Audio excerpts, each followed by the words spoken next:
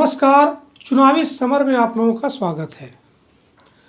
देश में कई बार शासन और प्रशासन दोनों के खिलाफ ऐसे आरोप लगे हैं कि दोनों ने मिलकर जनता के साथ नाइंसाफ़ी की या आरोपियों की मदद की या फिर एक दूसरे को बचाने की कोशिश की। देखें तो देश में कई ऐसी घटनाएं घटी हैं जहां खादी और खाकी दोनों ने मिलकर अपराध पर पर्दा डालने की कोशिश की।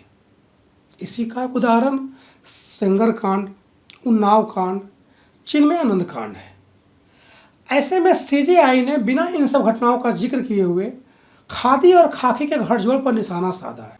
आपको बता दें कि राजनेताओं और नौकरशाहों, खासकर पुलिस अधिकारियों के बीच आंतरिक गठजोड़ को लेकर सुप्रीम कोर्ट ने कड़ी टिप्पणी की है। सुप्रीम कोर्ट ने कहा कि एक बार कोर्ट ने यह सोचा था कि हाईकोर्ट के मुख्य न्यायाधीशों की अध्यक्षता में एक स्टैंडिंग कमेटी बनाई जाए जो इस तरह की शिकायतों की जांच करे।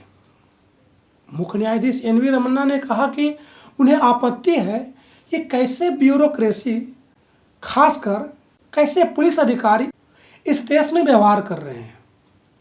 सीजेआई ने कहा कि उन्होंने एक बार सोचा था कि वे एक स्टैंडिंग कमेटी बनाएं ताकि वो ब्यूरोक्रेट्स, खासकर पुलिस अधिकारियों के खिलाफ आने वाले इस तरह की शिकायतों की जांच कर सकें, और इस कमेटी की अध्यक्षता हाई कोर्ट के मुख्य न्यायाधीश करते। देश के मुख्य न्यायाधीश ने यह टिप्पणी उस वक्त की जब उनकी अध्यक्षता में बेंच 3 अलग अलग याचिकाओं की सुनवाई कर रही थी। इसमें सीनियर आईपीएस अफसर गुरजिंदर पाल सिंह की 3 अलग अलग याचिकाओं पर सुनवाई हो रही थी। राज्य सरकार ने उनके खिलाफ भ्रष्टाचार, रंगदारी और विद्रोह के मामले दर्ज किए हैं, जिसके बाद सीनियर अधिकारी ने सुप्रीम कोर्ट से सुरक्षा की गुहार लगाई है। याचिका पर सुनवाई के दौरान चीफ जस्टिस ने कहा कि देश में स्थिति दुखद है।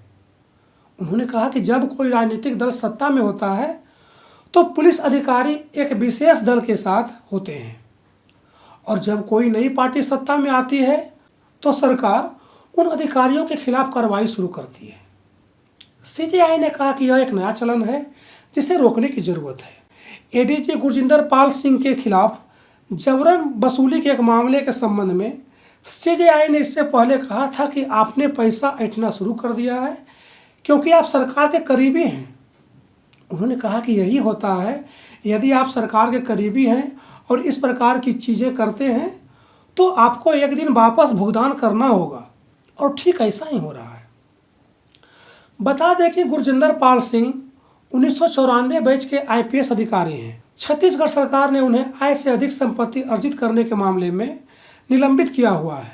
ऐसे में खादी और खाकी के गठजोड़ पर सीजेआई ने एक बार फिर फटकार लगाने का काम किया है। धन्यवाद।